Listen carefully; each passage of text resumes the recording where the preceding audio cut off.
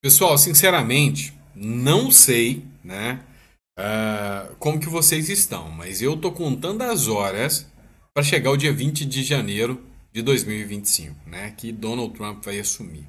A última dele agora foi épica, né? Ele só falou o seguinte: ó, o recadinho, vocês vão pagar caro. Pois é, tem muita gente se borrando de medo, se tremendo com as ameaças e com a pressão que o Donald Trump está fazendo. Vamos falar também de um caso de um militar que pode puxar rasteira, né? Tá uma rasteira, puxar o tapete do Bolsonaro. Pois é. Família está pressionando e um general tá a fim de fazer uma delação premiada sobre o tal do caso do golpe do Bolsonaro.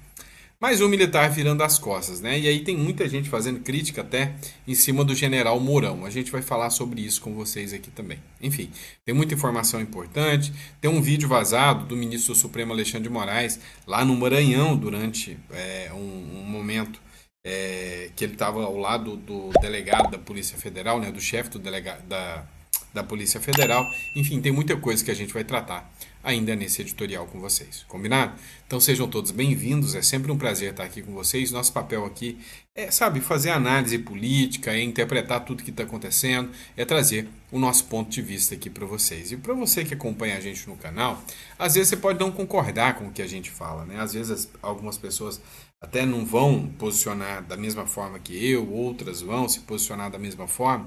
Quero que você saiba que eu não tenho o intuito de mudar a sua mentalidade, né? Eu só quero que se você pensa como eu, você saiba que você não está sozinho, que tem mais gente indignado quanto você. Eu tenho certeza que você está indignado com esse sistema como ele é, com esse governo como ele é, né? Tá osso, tá difícil, né? Então a gente conta as horas, né, para se livrar desse mal o mais rápido possível, tá certo?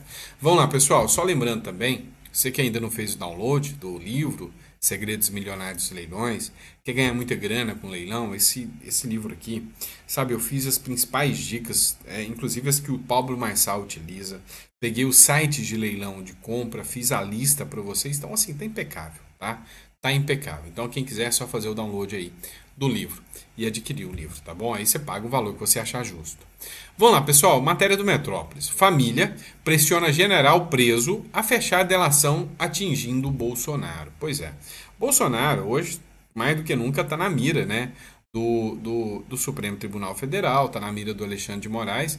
E aí, esse ponto aqui é interessante, porque esse general foi preso lá com o caso dos Kids Pretos, né? É um dos supostos generais que estão envolvidos no suposto golpe. Um absurdo, né? O Supremo Tribunal Federal foi alvo de uma matéria do próprio Estadão. E nessa matéria do Estadão, ele dizia o seguinte: olha, o Supremo Tribunal Federal está aplicando as mesmas técnicas que eles tanto criticavam da Lava Jato, né? Que é usar a prisão preventiva como meio de investigação. Isso não pode acontecer, né? A família do general da reserva Mário Fernandes, que está preso no âmbito do inquérito do golpe, pressiona o militar a fechar uma delação premiada que pode atingir o ex-presidente Bolsonaro, assim como Mauro Cid, né? Delatar o Bolsonaro. Segundo apurou a coluna Igor Gadelha, familiares pressionam o general a afirmar um acordo de delação, desde que ele apareceu como um dos investigados no inquérito do suposto golpe. O próprio general da reserva, que inicialmente resistia à ideia, né, passou a reconsiderar a possibilidade de acordo com fontes que acompanham de perto a investigação. Segundo as pessoas próximas ao militar, ele ficou incomodado com entrevistas da defesa e de outros investigados dizendo que teria agido por iniciativa própria, a revelia de ordem superior. A coluna do Igor Gadelha apurou, contudo, que a possibilidade do general fechar uma delação premiada no inquérito de golpe não é consenso dentro da equipe de defesa do militar. Mário Fernandes foi preso em 19 de novembro, no Rio de Janeiro, para onde vinha viajando para participar de uma formatura de seu filho, que é capitão do Exército. O general, porém, será transferido para a prisão do Comando Militar do Planalto, em Brasília, nos próximos dias após a autorização do ministro do Supremo Tribunal Federal, né, o Alexandre de Moraes. Cara, pau de arara. A palavra certa é essa, é assim. Você pega o indivíduo, o caso Felipe Martins foi um exemplo, você joga ele na cadeia e fala, ou você canta, ou você abre o bico, ou você não sai daqui. É exatamente isso que está acontecendo. Então, com o caso Felipe Martins, tentaram forçar ele a fazer uma delação premiada, não conseguiram, né? Mas tentaram, fizeram de tudo para tentar forçar uma delação premiada, não deu certo. O Mauro Cid acabou cedendo, fez a delação premiada, e duvido muito que esse general também não vai fazer essa delação premiada, né? Vamos lá, pessoal. E o Donald Trump? Como é que ele tá, né? Eu tô contando as horas para chegar 2025 logo, janeiro de 2025. Trump promete um inferno no Oriente Médio caso o Hamas não solte os reféns. Até que enfim uma postura de líder, né? O Biden é um xoxo, né? O Biden é um frouxo. Ficava naquele discursinho de ai, Palestina, que não sei o que, não chove nem molha. O Donald Trump já chegou, já chutou o bote e falou: esse negócio de terrorismo aqui não. Nós vamos fazer um inferno na vida de vocês. E é isso que eu gosto do Donald Trump. Donald Trump prometeu levar o inferno para o Oriente Médio caso os reféns mantidos na faixa de Gaza pelo Hamas não sejam libertados até a data de sua posse, em janeiro de 2025. Eu estou doido para ver isso. A declaração do presidente eleito dos Estados Unidos aconteceu nesta segunda-feira em uma publicação na rede social Truth. Na visão do republicano, os esforços para liberar os cerca de 101 cativos que ainda estão sob domínio do grupo palestino são poucos. Abre aspas. Todo mundo está falando sobre os reféns que estão sendo mantidos tão violentamente, desumanamente e contra a vontade do mundo inteiro, no Oriente Médio. Mas é tudo conversa e nenhuma ação, escreveu Trump em sua rede social. A data em limite imposta pelo Donald Trump, né, para que os cativos sejam libertados, evitando uma ação militar dura dos Estados Unidos, é o dia 20 de janeiro de 2025, quando o republicano assume a presidência da norte-americana, né?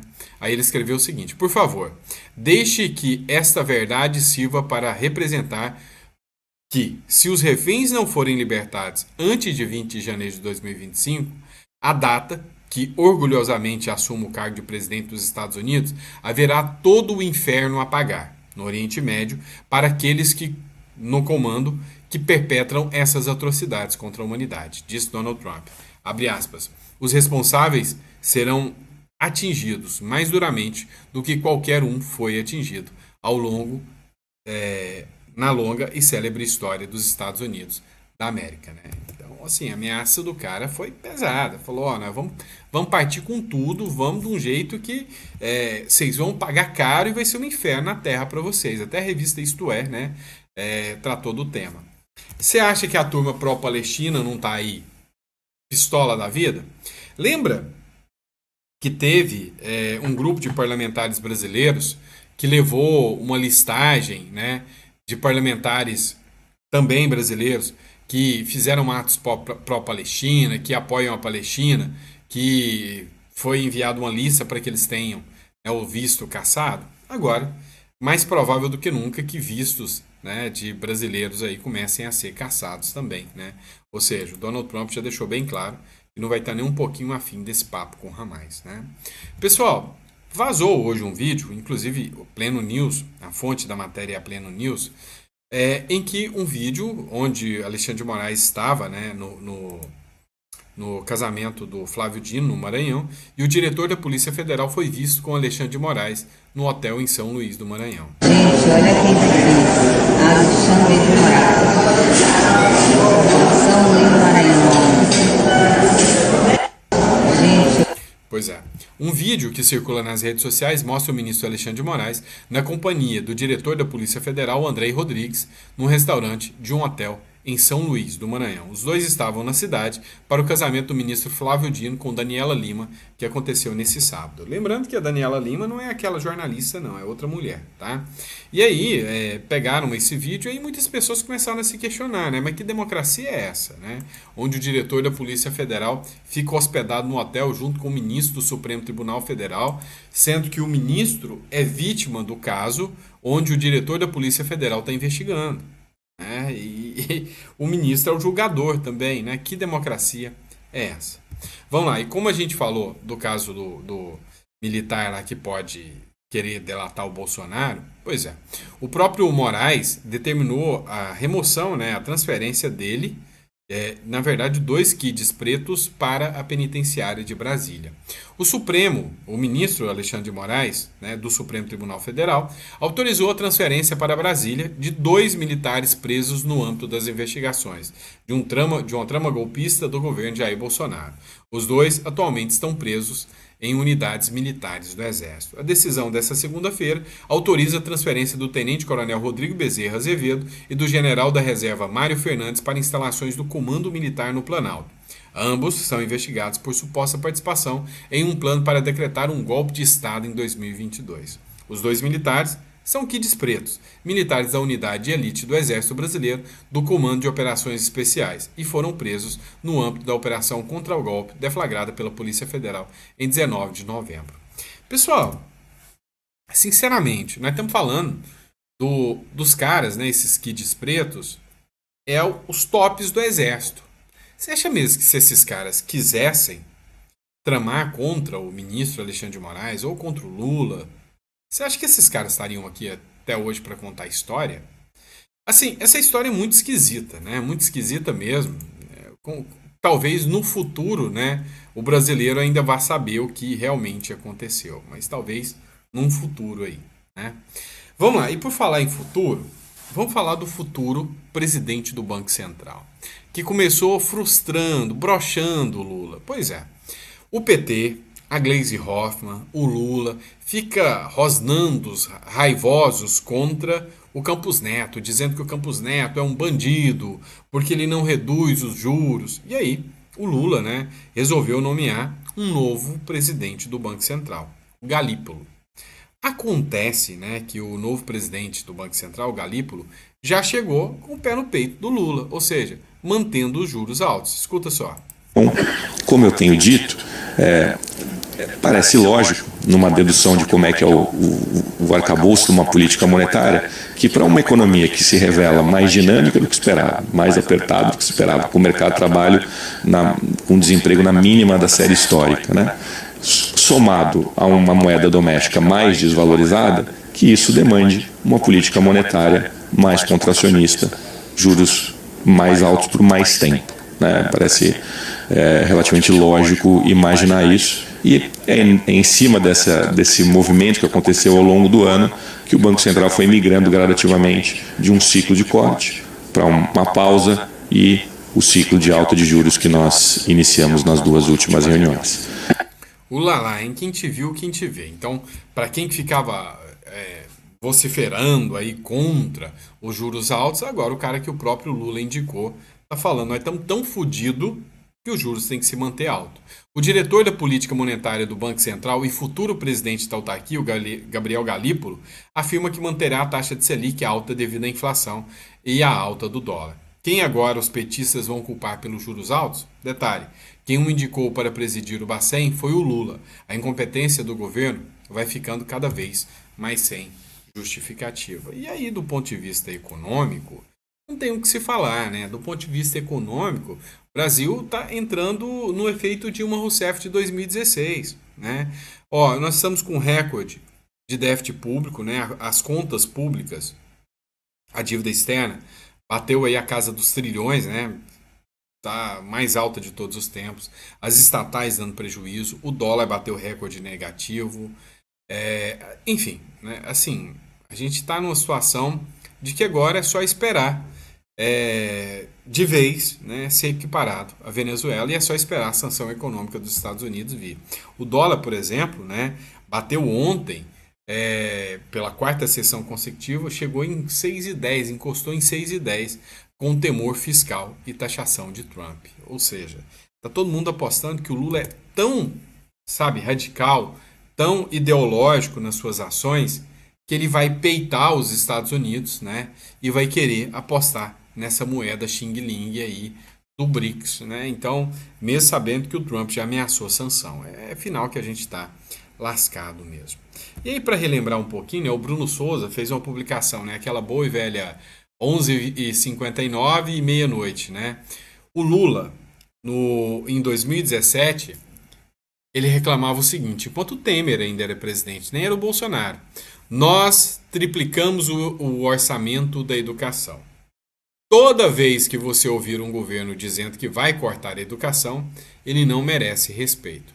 Concordo com Lula. Tanto é que esse governo agora acabou de cortar 5,5 bilhões no orçamento e a educação é a área mais atingida. Então, o Lula do passado, né, vem de volta ao futuro agora para dizer: você não merece respeito. A hipocrisia está escancarada. Em 2017, criticar cortes na educação era questão de respeito. Agora, em 2024, com o maior corte partindo do próprio Lula, o silêncio do setor da sociedade civil e da imprensa é ensurdecedor. Essa imprensa é uma hipócrita, né? Essa imprensa é uma imprensa canalha, comprada e vendida. Cadê aquele pessoal da imprensa que em 2017 gritava contra os cortes da educação? Agora fazem vista grossa? A hipocrisia não é só do governo, é de quem escolhe quando criticar e quando se calar. Cara, é um bando de vendido, velho. É um bando, sabe? Essa left people, essa galerinha, não tem vergonha na cara, né? Assim, todos os índices estão alarmantes, né? Olha só um dado interessante. Saiu um estudo esses dias dizendo que o desemprego está no menor índice de todos os tempos, que o desemprego bateu 6, não sei o quê, que, nossa, que o Lula é demais, que o desemprego não está mais assolando o Brasil, que o Brasil agora vai para frente. Só que a gente tem que pensar alguns pontos, né? Chamar a atenção para alguns pontos. Mudou a forma de cálculo, né? Ninguém pensaria diferente com o Postman no IBGE, mudou a forma de cálculo. E hoje, quem está no Bolsa Família não é considerado desempregado. Tem milhões de pessoas no Bolsa Família. E essas pessoas não são consideradas desempregadas. Então, assim, se você for pegar mesmo do número real, né, das pessoas, é óbvio que o número real é muito maior. Né, muito maior de pessoas desempregadas. Mas eles fazem questão absurda, né, de simplesmente tapar o sol com a peneira. Vamos lá, outra matéria que eu trago para vocês é uma matéria do Novo. Olha só o tamanho do absurdo, né? Lava Jato. Juíza, e isso não é coisa do passado, o Novo ainda escreveu aqui, ó, não é déjà vu não, é o mesmo PT de sempre. A Lava Jato, juíza torna ex-tesoureiro do PT réu por corrupção. Uma juíza da primeira zona eleitoral de Brasília tornou João Vacari Neto, ex-tesoureiro do PT, e operador do Petrolão, réu novamente na Lava Jato após o STF anular as ações da Vara de Curitiba e as provas do acordo de leniência do Odebrecht. Ou seja, a juíza ela não quis ficar calada não, ela falou não, anulou, falou que não é Curitiba, beleza, vou entrar aqui. Vou entrar de novo. O Brasil não pode deixar a Lava Jato simplesmente morrer. A decisão também inclui como réus o delator Marcelo Odebrecht, Renato Duque e mais 36 investigados, com base em indícios de materialidade nos documentos e depoimentos colhidos, todos velhos conhecidos do Petrolão. O que é um indício de materialidade? Né? Prova suficiente de autoria e indício de materialidade. Indício de materialidade, o crime aconteceu. O crime aconteceu.